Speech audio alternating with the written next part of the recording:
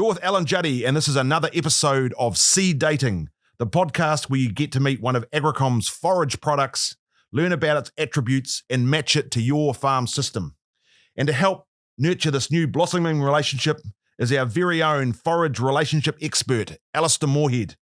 Hi, Al, and who are we going to meet today? Hi, Juddy. Really excited about this one. Let's meet Reason perennial ryegrass. I'm sure you've got a good reason for that. Well, it's simply one of New Zealand's best grasses, Juddy. That sounds reasonable, Al.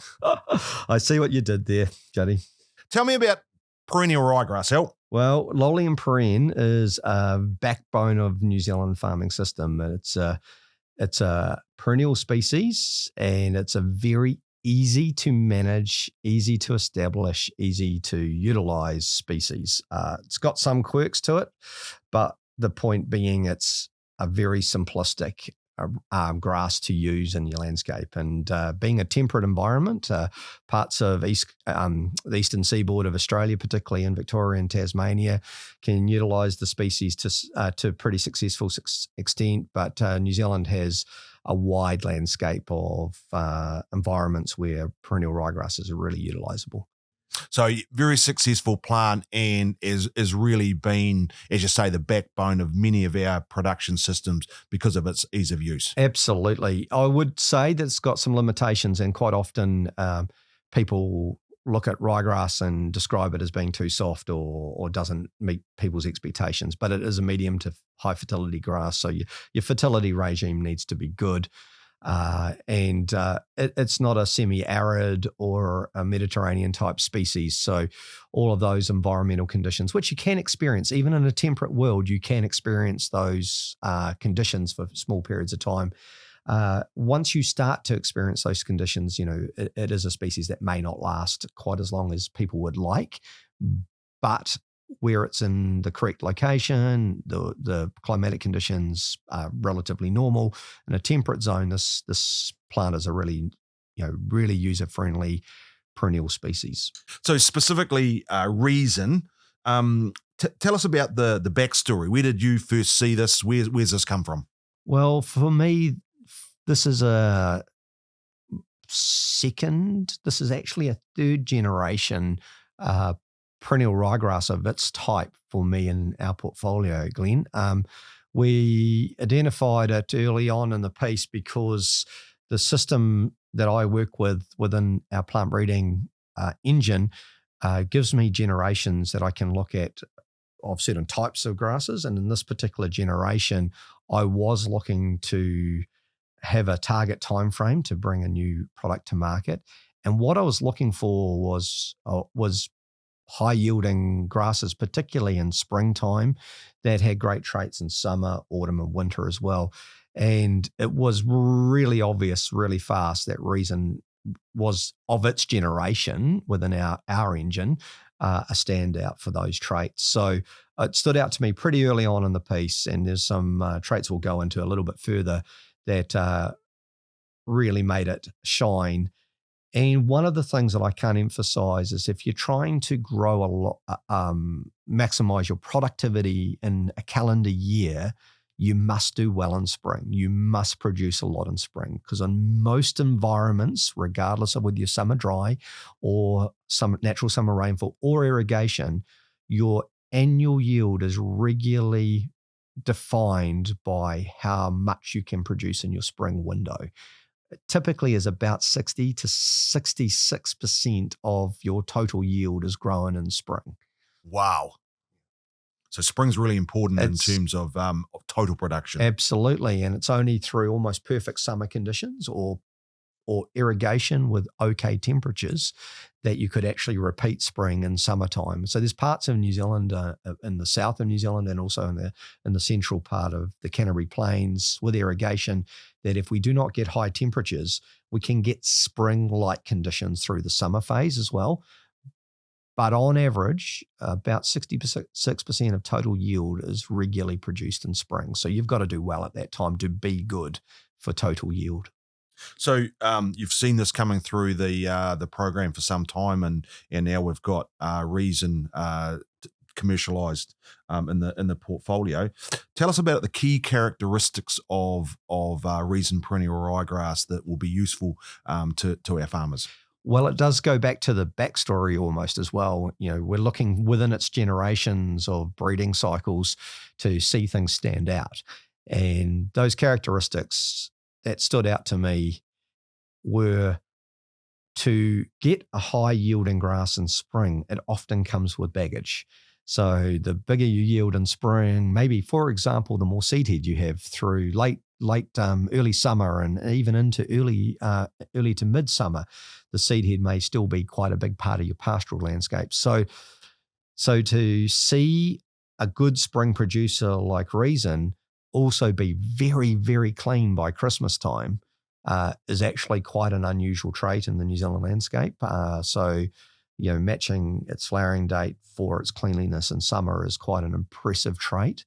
Another trait that stood out over time was perenniality, performing well into its third year worth of trialing systems. So often the first year is just a horse race, and then the second year you start to see your stayers, and then you can see it by the end, not necessarily the start of your third year, but by the end and the way you finish your third year of trialing really defines whether you've got that real horsepower for staying. And resin was very much that type of grass, typically getting better with age, separating out with age. And I would suggest it's the type of grass that I would almost invest in taking into 4-year trial sets or even 5-year trial sets, where you're just going to get stronger and stronger compared to your peers in that 4th and 5th year. And I think the other thing that strikes me from a grazing point of view is it can cope if you don't quite get some stuff right. The fact that we've got this big producer, but we've also tidied up this aftermath heading, for example. Absolutely. It means there's quite a bit of flexibility in terms of some of the grazing, which it can cope with not getting it quite right. Absolutely. So, you can utilize it quite intensively and minimize the amount of seed head that shows up at all. And so on a 20-day dairy rotation, for example, you will hardly ever see resin go to seed.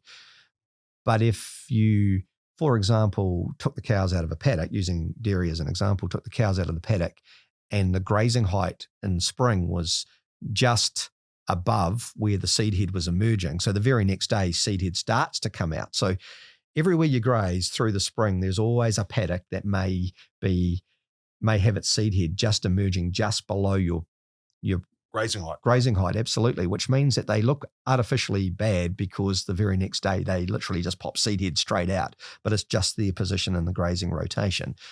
There'll be other paddocks that you're going to graze in 10 days or 14 days that you eat all that seed head and you don't see it. It's really interesting, and it's a phenomena that you see when you are maybe strip grazing a paddock. Yes. And you're back fencing. You will graze to a point where you see no seed heads, and then suddenly seed heads emerge after you've grazed, and it's really obvious, and you would swear it's the different grass. Yes. It's actually the same grass in a slightly different grazing it's just rotation. The timing of which you grazing hit your rotation. So this grass, like if you lose it and it throws seed head at that, often you can utilize some of that on the second rotation as you come in with a bit of seed head in the paddock. But if someone was to take that for silage and or to graze it intensely and then top it, the strength of that particular style of grass, that resin is that it will come back almost completely leafy with that effort. So for that little bit of mechanical activity, such as making silage and or topping once, it is going to be clean for the rest of the year, which is not a common trait and something we value big time. And so it makes it easier for sheep and beef operations to hard graze, make for silage, even take a hay crop and then get a recovery that is highly useful in a sheep and beef landscape. The other trait in a sheep and beef landscape that is really positive for is not always can you top paddocks in a sheep and beef landscape. So if you've got a really rugged paddock that you're never going to take a tractor on to make silage or whatever, this is a grass that you can manage back to quite a high quality relatively easily. So it's something I've appreciated with it as a traditional diploid perennial ryegrass, where you never always get it right in every paddock, just as we described. But how much easier it is to get back into a good state is quite a powerful part of what it is. With a little bit of grazing management. Absolutely. Tell me a little bit, modern genetics. Tell me a little bit about rust tolerance. Very good. So that's a trait that's coming through in our program really strongly is crown rust tolerance. Now, this is something that can be messed around by having low nitrogen environments, which is becoming a little bit more common with a reduced nitrogen use. We're creating environments that are not as healthy for plants as they once were because nitrogen's such an important nutrient for maintaining plant health. And what you see is as your nitrogen landscape might be impacted by compaction or lack of legumes, and not everyone gets everything right all the time. Quite often you can get a reduction in nitrogen cycling, which leads to a reduction in plant health. And if your genetics are not up to it, you go orange in summertime particularly. So this is a set of genetics that is really tolerant to that. I will never say resistant because crown rust you can get breakdowns as the rust strains change. And when you get severe nutrient disorders where you're not seeing nitrogen cycling that successfully due to compacted soil or lack of legumes, you can get in low in nitrogen environments, which bigger elevated risk of crown rust. But this would be an elite set of genetics for reduced crown rust. The other trait that I'm enjoying, though, is that sort of summer and autumn resilience, because we're talking about a perennial grass that, as I've just said, with ryegrass, they grow, spring is such a powerhouse time for nearly all ryegrasses, but it's definitely a time frame when you want to do spring well. But when you're talking about farm systems, having excellent recovery from dry summer conditions or tough summer conditions and having a really excellent autumn growth phase going into winter, it's a powerful multiplier for most farmers where they're desperate to find cover. They're still possibly putting expensive supplementary feeds into your animals to try to build up pasture cover and maintain animal body condition. Having a grass that recovers strongly, grows well in autumn, accumulates large amounts of dry matter on that autumn recovery phase. Reason does it really well. So that great segue into the types of systems you'd use that, and you've described one of those. What are the other? Looks like there's going to be a lot of matches here, Alistair. What are the other places where you can use Reason? As I said, it sounds like it could go into almost any absolutely. Pasture. As a standard grass option in a dairy farm, it really offers a lot. That extra bit of growth in spring makes big deal to the time frame that they're putting a lot of extra cost in their farm system, particularly in the first and last month of winter and the first month of spring, where you're really waiting for your grass to catch up to your cow demand. Putting extra supplements in there is quite an expensive phase. So for every bit of extra, every paddock that can grow more in pretty much early to mid-spring, it's a time when you can drop more supplement out and more cost out of your spring feed budget. So I see it as a really powerful grass there. Then back that up with days and milk, growing longer into autumn and carrying good covers in autumn. I see that as a really, again, another time frame where you can incur cost if your grass isn't growing well enough. So in the dairy system, I see those two traits of big spring producer with a solid autumn being really attractive. Grows, as we've already discussed, the quality in summer. Speaks for itself. Then you look at what that means for a sheep and beef operator, and when you're thinking that we're dropping lambs on the ground in spring, you demand is high. You're wanting low covers to continue to grow under lactating ewe and grow in cool conditions still in spring, where most sheep farms and sheep and beef farms are quite often cooler in spring. Having a powerful spring producer is quite a really attractive trait, and so Reason is just brilliant for that.